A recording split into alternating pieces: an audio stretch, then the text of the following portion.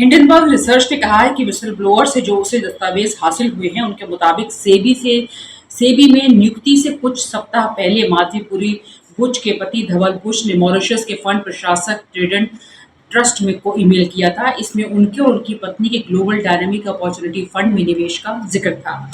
Hindenburg की report में कहा गया है कि माधवी बुश के सेबी अध्यक्ष बनने से पहले उनके पति ने अनुरोध किया था कि संयुक्त खाते को वही ऑपरेट करेंगे। इसका मतलब ये है कि वो माधवी बुश के सेबी अध्यक्ष बनने से पहले पत्नी के खाते से सभी एस्टेट्स हटा देना चाहते थे।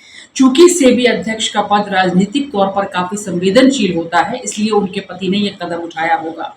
हिंडनबर्ग की रिसर्च रिपोर्ट में कहा गया है कि माधवी बुश के निजी ईमेल को एड्रेस किए गए 26 फरवरी 2018 के अकाउंट में उनके फंड का पूरा स्ट्रक्चर बताया गया है। फंड का नाम है GDOF सेल 90। ये मॉरिशस में रजिस्टर्ड फंड सेल है, जो विनोद अदानी की ओर से इस्तेमाल किए गए फंड की जटिल संरचना में शामिल था। हिंडनबर्ग ने बताया है कि उस समय उस फंड में बुश की कुल हिस्सेदारी जो थी कई डॉलर थी, जिसका अंदाजा शायद आप और हम नहीं लगा पाए। समाचार एजेंसी पीटीआई के मुताबिक माधवी बुश और उनके पति ने कहा है कि हम ये बताना चाहते हैं कि हमारे ऊपर लगाए गए निराधार आरोपों का हम खंडन करते हैं। उन्होंने कहा है कि हमारी जिंदगी और हमारा वित्तीय लेखा-जोखा खुली किताब की तरह है और पिछले कुछ वर्षों में सेबी को सभी आवश्यक जानकारियां दी गई हैं। माधुरीपुरी बुश और उनके पति ने कहा है कि हमें किसी भी और वित्तीय दस्तावेजों का खुलासा करने में कोई झिझक नहीं है। इनमें वो दस्तावेज भी शामिल हैं जो उस समय के हैं जब हम एक आम नागरिक हुआ करते थे। उन्होंने कहा है कि मामले की पूरी पारदर्शिता के लिए हम उचित समय पर पूरा बयान जारी करेंगे। अब आप समझिए इस बात को। उन्होंने कहा है कि हिंडनबर्ग रिसर्च के खिलाफ सेबी ने ईडी की कार्रवाई की थी और कारण बताओ नोटिस जारी किया था। उसी के जवाब में हिंडनबर्ग रिसर्च ने नाम खराब करने की कोशिश की है। कौन सच्चा कौन झूठा क्या पता, लेकिन फिलहाल आपके सामने ये तमाम जानकारियां। माधवीपुरी बुश के पति धवल बुश फिलहाल मशहूर इन्वेस्टमेंट कंपनी ब्लैकस्टोन और अल्वारेज एंड मार्शल में सलाहकार हैं। वो गिल्डेन के बोर्ड में नॉन एग्जीक्यूटिव डायरेक्टर भी हैं। उनके लिंक्डइन प्रोफाइल के मुताबिक उन्होंने आईआईटी दिल्ली से पढ़ाई की है। उन्होंने यहाँ से 1984 में मैकेनिकल इंजीनियरिंग में ग्रेजुएशन की थी। धवल बुश यूनिलीवर में एग्जीक्यूटिव डायरेक्टर भी थे और बाद में कंपनी के चीफ प्रोक्योरमेंट ऑफिसर बने। बुश ने खुद को प्रोक्योरमेंट में और सप्लाई चेन के सभी पहलुओं का विशेषज्ञ भी बताया है। कांग्रेस ने हिंडनबर्ग रिसर्च की इस नई रिपोर्ट के बाद कहा है कि अदानी मेगा स्कैम की व्यापकता की जांच के लिए संयुक्त संसदीय समिति बननी चाहिए। कांग्रेस का यानी हमला अब शुरू हो चुका है और कांग्रेस ने पहले भी इसको लेकर आवाज उठाई थी। वहीं टीएमसी ने सेबी प्रमुख माधवी बुश के इस्तीफे की मांग की है। कांग्रेसी नेता जयराम रमेश ने एक्स पर लिखा, ये सेबी चेयरपर्सन बनने के तुरंत बाद बुश के साथ गौतम अदानी की 2022 में 2 बैठकों के बारे में सवाल पैदा करता है। याद करें, सेबी उस समय अदानी लेन-देन की जांच कर रहा था। साथ ही आपको बता दें कि टीएमसी प्रवक्ता ने कहा है कि सुप्रीम कोर्ट की निगरानी में लंबित जांच को देखते हुए सेबी चेयरमैन को तुरंत निलंबित किया जाना चाहिए और उन्हें उनके पति को देश छोड़ने से रोकने के लिए सभी हवाई अड्डों और इंटरपोल पर लुकआउट नोटिस जारी किया जाना चाहिए। Imagine you're watching a cricket match, international cricket match between India and Australia. And every single person who's watching the match and those playing the match know that the umpire is compromised. What would happen to the match? What would happen to the fairness of the match? What would happen to the outcomes? How would you feel as somebody who's participating in the match? This is exactly what is happening in the Indian stock market. Over the last few years, larger and larger numbers of people have been investing in India's stock market. They invest their hard-earned, honestly earned savings in the stock market.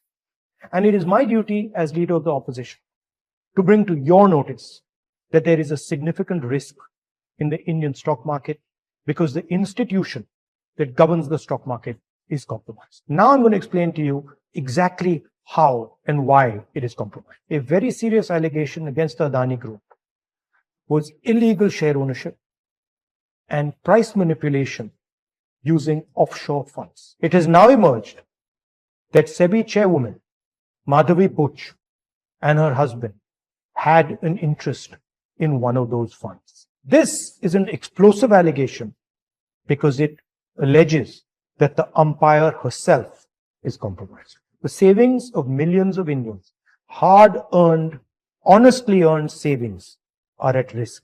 It is therefore imperative that this matter is investigated. Retail investors, honest investors, pensioners have three questions. The first, why has Chairperson Madhavi Butch not resigned? Second, God forbid something were to go wrong and investors were to lose their money. Who is responsible? Is the Prime Minister of India responsible? Is Madhavi Butch responsible? Or is Mr. Adani responsible? And finally, the Supreme Court has been looking at this matter. New allegations have emerged. Very serious, explosive allegations have emerged. Is the Supreme Court going to look at this matter suo motu again? Slowly becoming crystal clear why Prime Minister Modi is against a joint parliamentary committee looking into this matter. Adani समूह ने क्या कहा है? माधवीपुरी बुच को घेरने वाली Hindenburg की इस रिपोर्ट पर अदानी समूह ने भी प्रतिक्रिया दी है। समूह ने एक बयान जारी कर कहा है कि हिंडनबर्ग की ओर से लगाए गए ताजा आरोप में दुर्भावना और शरारतपूर्ण तरीके से सार्वजनिक रूप से उपलब्ध जानकारी का चयन किया गया है ताकि निजी लाभ के लिए पहले से तय निष्कर्ष पर पहुंचा जा सके। ये तथ्यों और कानूनों का पूरी तरह उल्लंघन है। बयान में कहा गया है, हम अदानी समूह पर लगाए गए आरोपों को पूर्ण रूप से खारिज करते हैं। ये आरोप उन बेबुनियाद दावों की रीसाइक्लिंग है जिनकी पूरी तरह से जांच की जा चुकी है। इन आरोपों को जनवरी 2024 में सुप्रीम कोर्ट की ओर से पहले ही खारिज किया जा चुका है। इससे पहले कांग्रेस ने एक बयान जारी कर अदानी मामले में उच्च अधिकारियों की कथित मिलीभगत उजागर करने के लिए हमें पता नहीं है कि कहां तक ये जांच जाएगी। ये एक दिशाहीन जांच है। हुजूर कुछ गड़बड़ी तो हुई है, लेकिन हम बता नहीं सकते गड़बड़ी किसने की है। क्या करिए सीबी सुप्रीम कोर्ट में, हुजूर कुछ गड़बड़ी तो हुई है, किसने गड़बड़ी की है, क्या गड़बड़ी की है, यह हम बता नहीं सकते। और यह जांच दिशाहीन है, अंतहीन है। किस ओर जाएगी, कब तक चलेगी, यह हमें पता नहीं। तो क्यों बोला सेबी ने? सेबी अध्यक्ष ने क्यों बोला ये?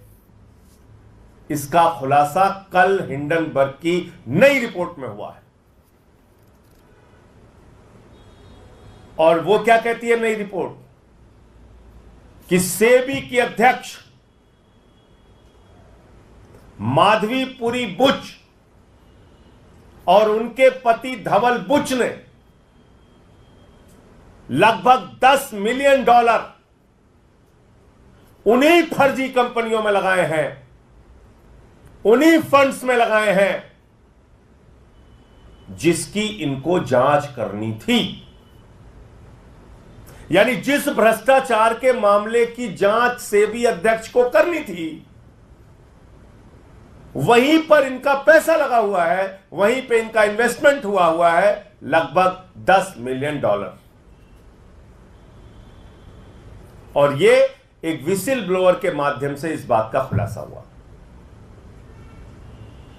आप मुझे बताइए, जिन कंपनियों के, जिनके भ्रष्टाचार के, जिन मामलों की जांच स्वयं सेबी को करनी थी, अगर सुप्रीम कोर्ट ने कहा कि आप जांच करेंगे इसकी, तो माधवी बुच ने क्यों नहीं बताया कि हुजूर मैं जांच नहीं कर सकती क्योंकि हमारा मामला, हमारा पैसा तो और हमारे पति का पैसा तो खुद ही इन फंड्स के ऊपर लगा हुआ है।